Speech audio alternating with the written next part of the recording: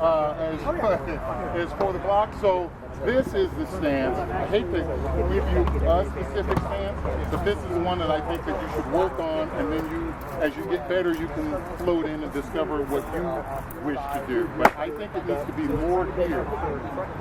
This needs to stay in front of you, because if your left hand is not as accurate and you're not triggered to block with those, then what's going to happen is once you get the adrenaline rush, your mind shuts this off so you can't practice this. So this just ends up being nothing. And then now the one hand that is active is tilted up this way, not ready to protect. So it should be here. And this kind of canted. There we go. The reason why I want it canted is because if I'm standing here sword and shield, I can just go like that and hit you down the middle. So when my sword is here, it stops that from happening. Mimic. There we go. So now, get in your stance. Alright. There's a problem step out here. And point this. There we go. That gets you more active towards me. Alright. So there. But I learned a lot of really valuable stuff. Alright. Throw a shot with that left hand. That's what I thought. It's retarded. Alright. Okay. No, that's no problem.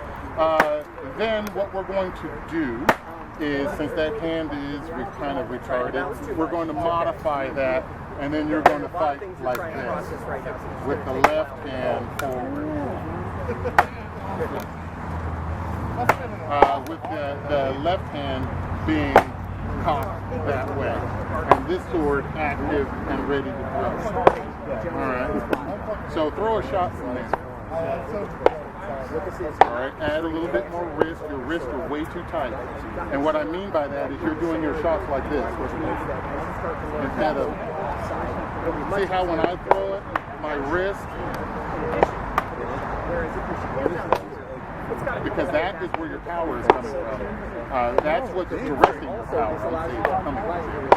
It's the whip at the end that allows you to do that with that. So throw. Alright. Now, let's take those gauntlets off.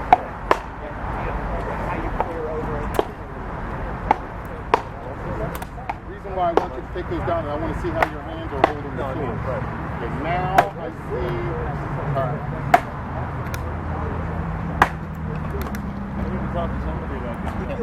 Hammer the nail in there.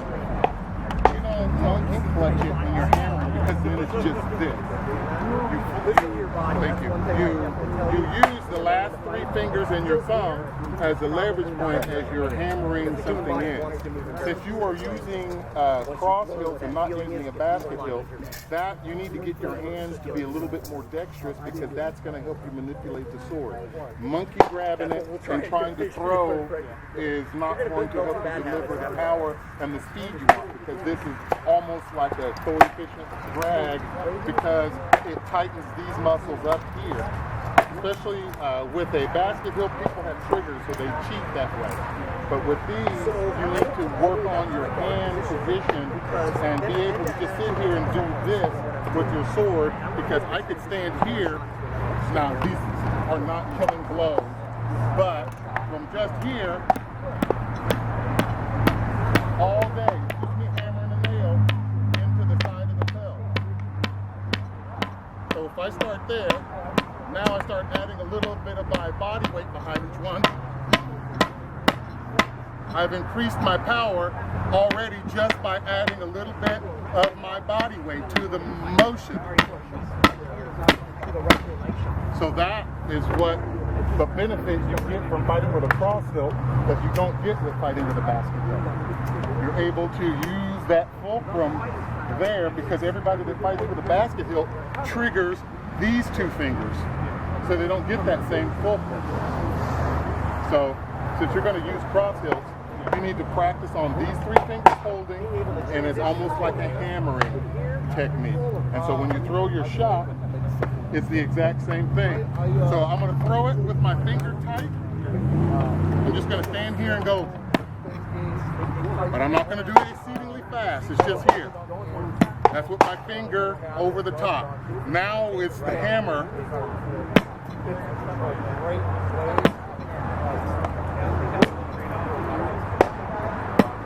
So I'm guiding, and then I direct the power versus I'm throwing the power the whole way, because you can't direct it that way because your finger is over the top. So you can't let it glide in and then all of a sudden get power. You have to start generating the power from back here because your front fingers are holding it.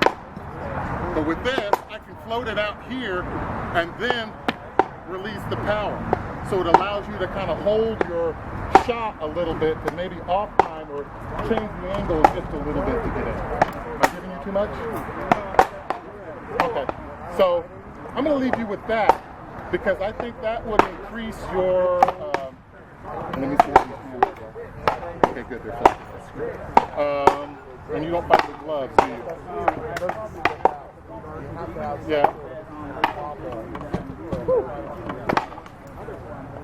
Okay. All right. But on your Pel, I don't know if you should I take my glove off so you can see it better? I'll do.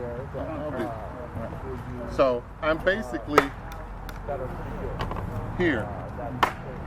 This is how I pretty much hold my sword all the time. My finger may not go out there, it may rest right here, but as a whole, it's as if I'm hammering a nail.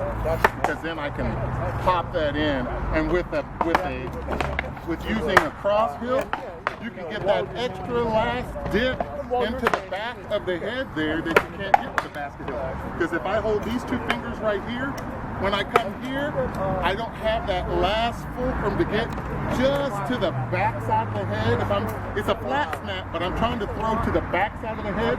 Imagine that somebody has a heater. The heater's here.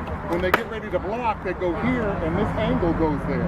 So when I throw my shot and not come across here, I'm trying to catch that heater gap, which is back there.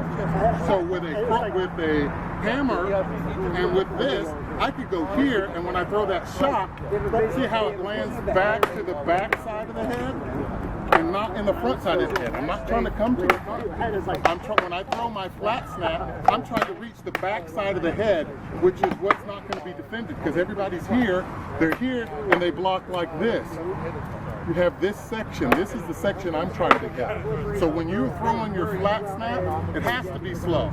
Please don't speed up. The reason why I'm saying this to you is because you pick up quickly, you move good, and so you're doing yourself a disservice when you waste your time practicing on the Pel going fast. Go fast here. On the Pel, go slow. Because I know your stature is a little small, but still, you're fast on your feet. You seem to catch on to things fairly quickly, which I've always been impressed with you about. So don't ruin that by trying to go fast at home. That you're not trying to build your speed up. You're trying to build your technique up. Come out here and go fast. I'd much rather you do that than that at home. All right? So when you're throwing that,